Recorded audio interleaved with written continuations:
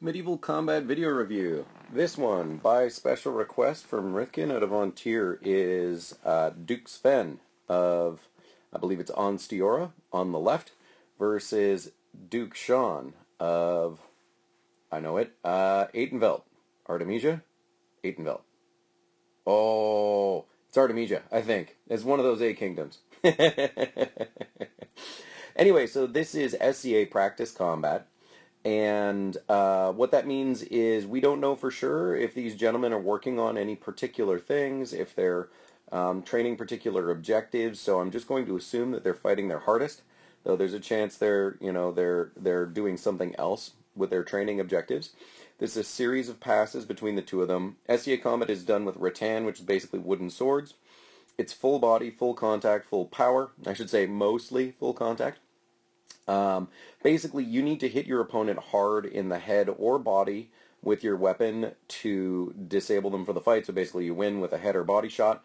A hard shot to the arm or a leg disables the use of that arm or leg. The other thing to point out is you are invulnerable from just above the knees down the legs and just below the wrists and hands. So there's a few invulnerable areas. Otherwise, no grappling, and you're good to go.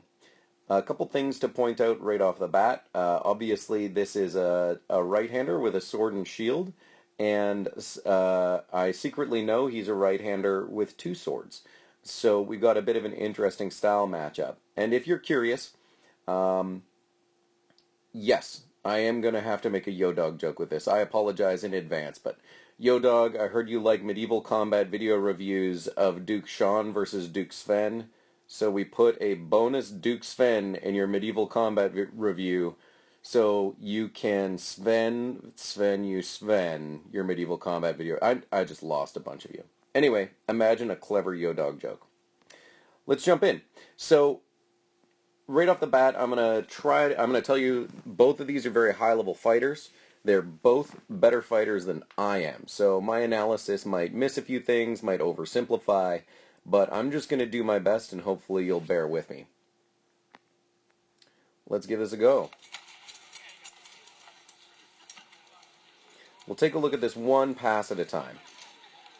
Here we saw a left-handed wrap, took Sean just in the leg. You're seeing really good sword parries from Duke Sven. Duke Sean's a real thinking fighter, so he's definitely analyzing. Also, Duke Sven's got a really interesting guard. He puts both of his swords to the left. That's because Sean's a right-handed fighter, so he wants a lot of defense on that side. So he's taking his right hand and moving it across his body to the left. I'm not 100% sure, but I bet he does the opposite when fighting a left-handed single-weapon fighter. The other thing is, Duke Sean's sword I don't think has a thrusting tip. So in other words, Duke Sean, if he stabs, that's not going to count. So Duke Sven, however, can stab with both of his swords, and you'll see him do it with the left sword a fair bit. Let's go back and take a look at that exchange in slow motion, because the truth is, with these guys, you sort of need to watch it in slow motion. Alright, so looking at their stance, you can see right off the bat, Duke Sean, he's pretty upright, very balanced. You know, his spine is pretty vertical, centered right between his knees. Duke Sven, his spine is at more of an angle, and he's got more of a dip. Now, some of that might be that it's easier for him to guard his legs when he's hunched like that a little bit. One of the weaknesses of fighting with two swords is it can be difficult to protect your upper thighs, and then from the knee down, you don't need to worry about it in the SCA. Whereas, even though that shield looks really high, it's pretty easy for Duke Sean to get that shield down to the top of his knee with just a little bit of a dip. So right off the bat, you see some differences in stance. And as we move forward in slow motion, we can see that he's also pretty light on his feet. He's doing a lot of hopping. Okay, so how did that shot land? Right? What was it that made that shot hit? If we go back, we take a look. It's not just that he threw a wrap.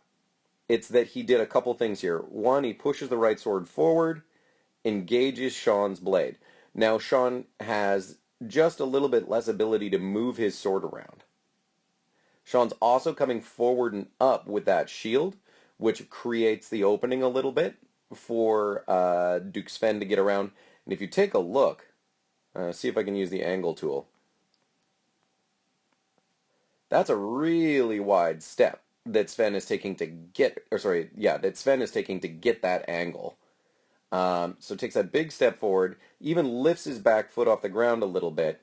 You can see at this point he still hasn't rolled the blade over, and his hand is right at the edge of Duke Sean's shield to land up against the body. Now, in this case, it maybe rolls a little bit flat at the end. It looked like it when it was hitting, especially since it's going down into Sean's back leg. It's probably on edge, but it's close to flat. And he's still got the blade up guarding against any counter hit from Sean. Now, if Sean was able to at this point, it looks like the only real potential attack here from Sean's position is a counter into this slot, at which point Duke Sven would probably just drop his sword blade down. From where Duke Sean is, as he's dropping to acknowledge that he's taken that leg blow, throwing a shot into the offside of Duke Sven's body here would be really, really tough. I don't know how mechanically you would get a powerful blow there. So, relatively safe spot for Duke Sven. He backs out, and you can see he's ready to dip that right-hand sword down if need be. And then they settle up. All right, now at this point we saw there's a few exchanges here. You see he's starting to stab with that left sword, trying to get Sean's shield up. Sean doesn't want to let Duke Sven just sort of play at that range. Really fast pickup. One other thing, I really like this block that he does, so I'm going to go back.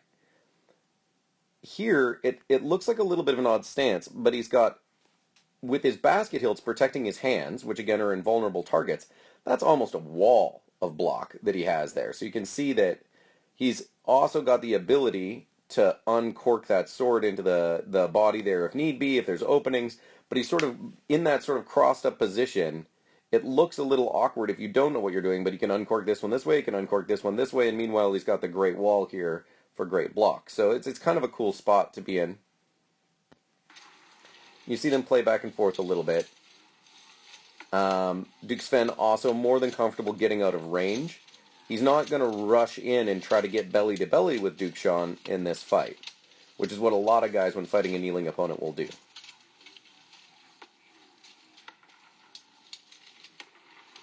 Really fast hand block.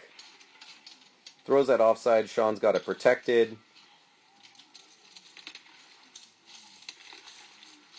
Duke Sean's moving his shield around a little bit. I'm not sure if that's postura, counter postura. And if we go back, I just want to point out one thing, because it's the first time we really see this two-shot combination, but we see it a bunch of times later. I've watched this fight a few times now because they're both so fast I have to. So as we go forward, we see, watch Duke Sven, he throws one shot to get the shield going one direction, then with the other blade throws to get the shield going another direction. So, I should say, he tries to get the shield going one way and then exploit the opening. In this case, Sean doesn't move the shield enough out of the way, and Duke Sven doesn't quite get the blade where it needs to be to defeat it. Takes one step around the leg, and he throws for Sean's body. Sean gets the block, I think. Or, no, maybe Duke Sven is backing out. One other thing to point out in the SCA, when you're fighting someone who's kneeling, it's considered polite not to throw too many shots after you step past the point of his knee. So Duke Sean is not going around, Duke Sven is not going around behind Duke Sean. He's taking one shot after he stepped deep and then sort of resetting. Because if you're kneeling, which is an SCA peculiarity, it's a pain to get spun in circles, especially in a practice fight. But generally you won't see people corkscrewing, it's called. So that's why, part of the reason he gets out there.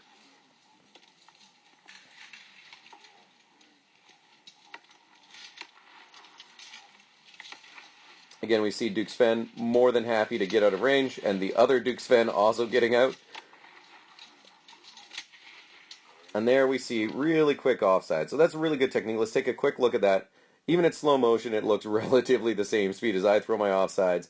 So there's a bunch of different hand motions here. There's two threats at all times coming from Sven, and this offside pops in really quick and really precisely right into the eye. It's not hard, but it hits Sean right in the eye, where you're presumed to have a little bit less armor, so that's a good blow. Alright, so that's the first pass.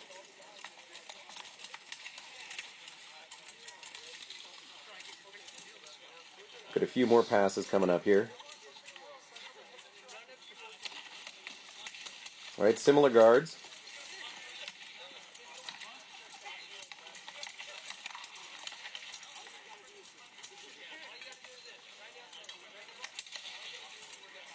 So here we see that same or a similar two-shot combo is what gets, as we saw when Duke Sean was on his knees, a similar two-shot combo gets things going here.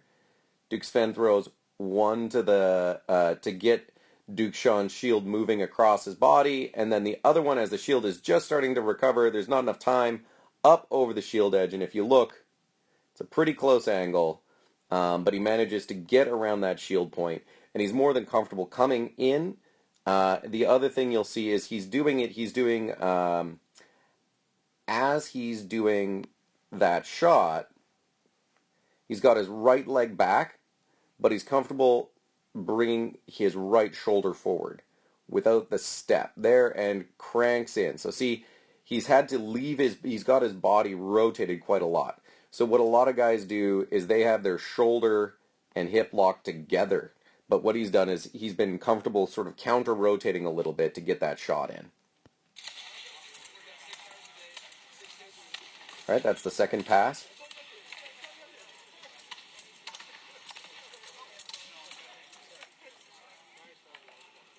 Now you see Duke Sean starting to lean forward a little bit more. Really interesting there.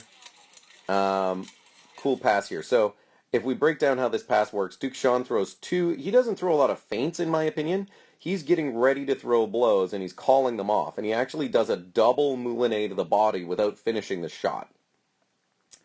So you see Sean steps in. Now, when you're fighting someone with two swords who's really good and really fast, there's a lot to process at once. I don't think I could do it. Duke Sean's got a pretty good battle computer. But I would get a little overwhelmed with all that threat. But Duke Sean brings the sword across the body, starts chambering the blade here, and it's going to be hard to draw on screen, but he's getting ready to sort of do a moulinet into the body. And you see him wind that up. He aborts here because he's like, I don't think that's going to work, or it's going to leave me exposed. Does a hand pump up and then back down to do another moulinet.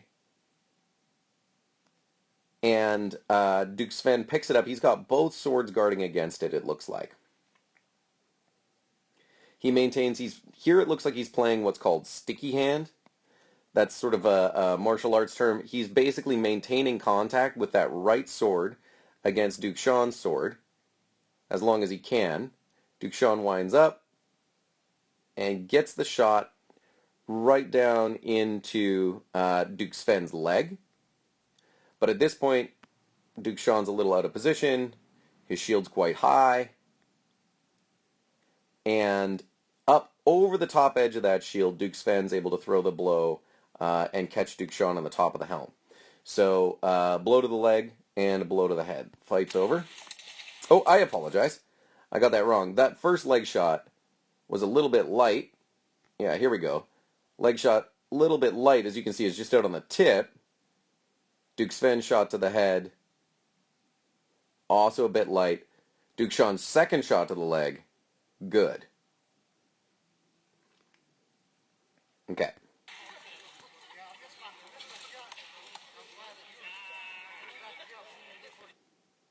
Let's forward a little bit. All right, third pass. Here we're seeing just a little bit of a, I wouldn't call this a different guard. I'd say that Duke Sven is sort of in a relaxed position right here, maybe a little bit of a bait.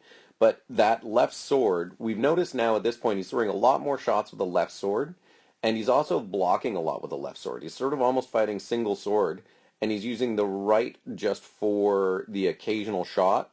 I don't think we've seen too many blocks coming off it either yet. And there we see that opening left-hand wrap again. You know, that's a big vulnerability for a right-handed fighter with a shield is around that side. So Duke Sven throws that again as the opener. Doesn't do the follow-up shot with the right this time because Sean's learned and he's got that hanging block to protect against it.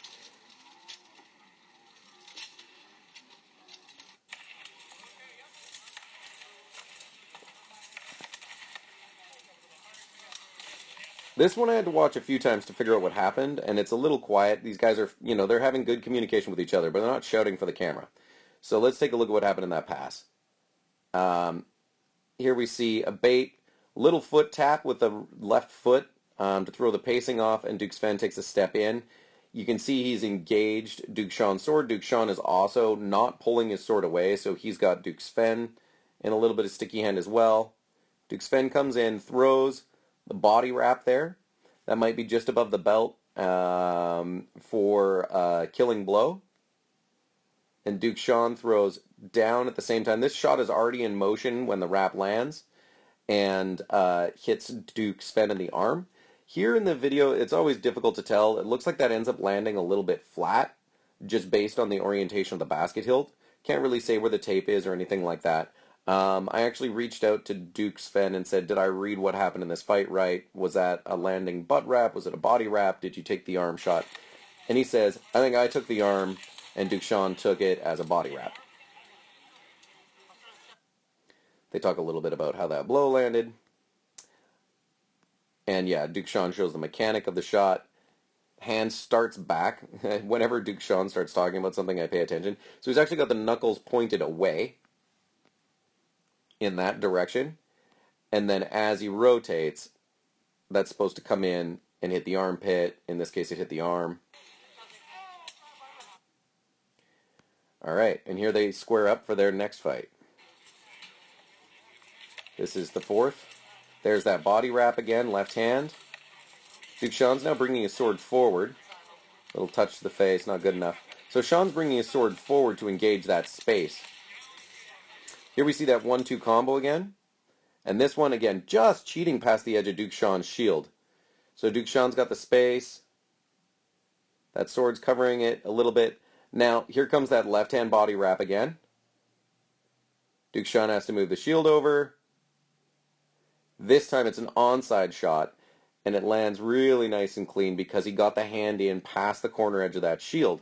Again, that starting left-hand wrap gets Sean's shield moving this direction, and then the snap comes in, and it's tough to get the shield moving back that direction.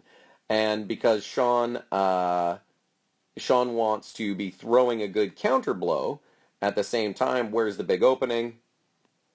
Right here, right? So the left hand is tied up with the wrap, the right hand's tied up throwing this, and then at the same time, Duke Sean has already started throwing, bang. Because that blow is in motion, they both hit each other in the head, and that's a double kill.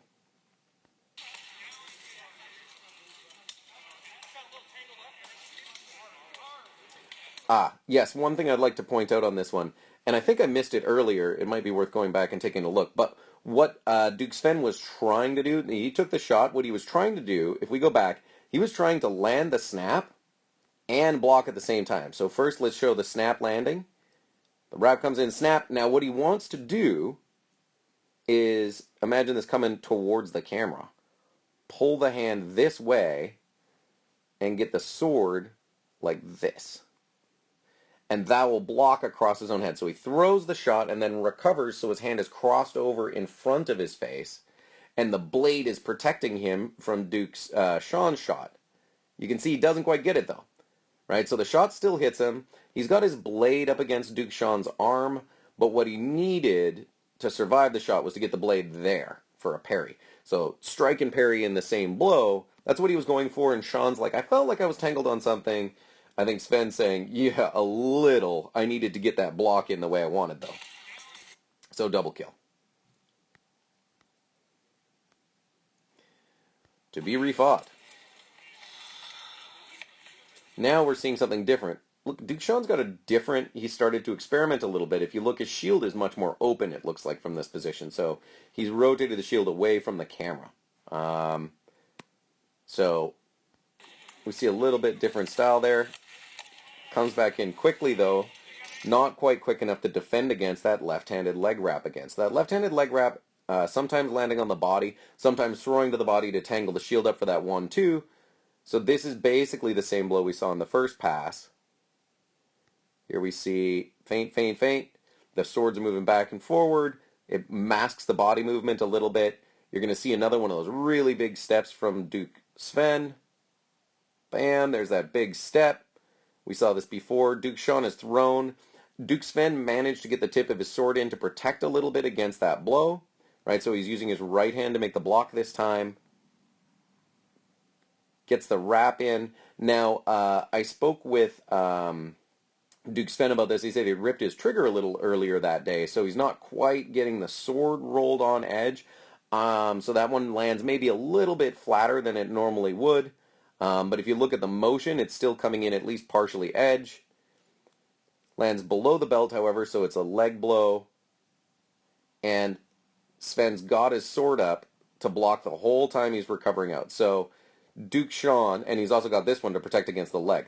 So Duke Sean, as he's dropping, throws a shot in case it's going to hit his opponent in the head. His opponent leaving his sword out to protect against those while getting out of dodge.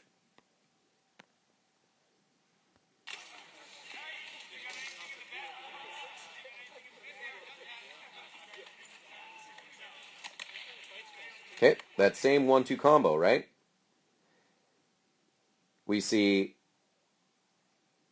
left hand wrap to the body, right hand shot to the head. Now, in this case, what happened is that left hand wrap actually caught Sean's arm just below the wrist. So if it had been a couple inches closer towards the hand, it would have been invulnerable. But there it caught his wrist just a little bit, or his forearm sticking out just past the edge of the shield. And in this case, instead of fighting with his left arm from his knees, Duke Sean calls the fight. So both of these guys, a lot better fighter than me. There's only so much that I can analyze what's going on. But so what I tried to do is sort of run things by the numbers in these 5 passes. So, what I looked at was Duke Sean throws 21 shots. It looks like Duke Sven is actually throwing a lot more shots than he is. Perhaps that's just to me because he's fighting with 2 swords. But to Duke Sean's 21 shots, we see 17 left arm and 7 right arm shots coming from Duke Sven for 24. It could be as many as 26, sort of depending on how you count them. So 21 to 26 shots, and when we look at the blows that are landing, we see that Duke Sven has landed a right leg shot, 2 shots to the left side of the head, 1 shot to the right side of the head, back, right side of the head, right leg, and right arm again. So you can see that with the exception of the 2 left side head shots, those are all right side plus the wrap. Duke Sven has landed, he's landed a left leg shot, a right arm shot perhaps, and a right head shot.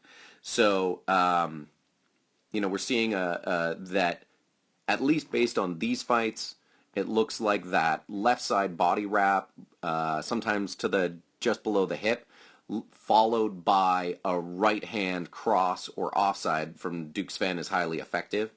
And yeah, I mean, for me, when I fight most fighters with 2 swords, they're not necessarily of Duke Sven's caliber. They're not providing so much threat with both of those blades at the same time. Usually what I've found when fighting fighters with 2 weapons is the lack of defense from not having a shield makes them a little bit easier target. I tend to throw most of my shots midline. I tend to do a lot of stabbing when I fight someone with 2 swords. It's a little tougher to defend against. Duke Sean, obviously, if he doesn't have a thrusting tip, can't stab. I don't believe he does. So for me, when I fight a 2-sword fighter, it's normally a lot of stabs, a lot of shots in the midline. People feel that their legs are usually exposed.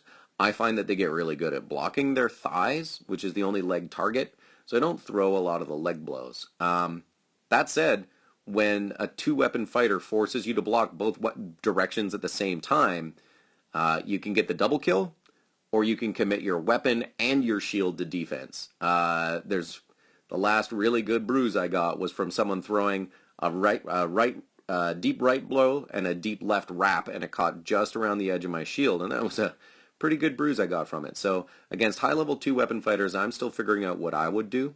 So I hope this was somewhat interesting, and thank you very much to Ritkin for requesting that I analyze this video. She's a night up in An Tir and does a ton of video content herself on YouTube, so I recommend checking out the rest of her channel. There'll be a link to the source video for this below. And as always, Duke Sven, Duke Sean, if you've got any comments, anything that I missed, and there will be lots, or things I got wrong, please feel free to leave a comment. If you enjoyed the video and you would like me to review your medieval combat, feel free to send me a link. It doesn't have to be SCA. It can be WMA, HEMA, HMB, ACL, IMCF, If it's a medieval combat style, I will do my best to analyze it, and every now and then we do group reviews as well.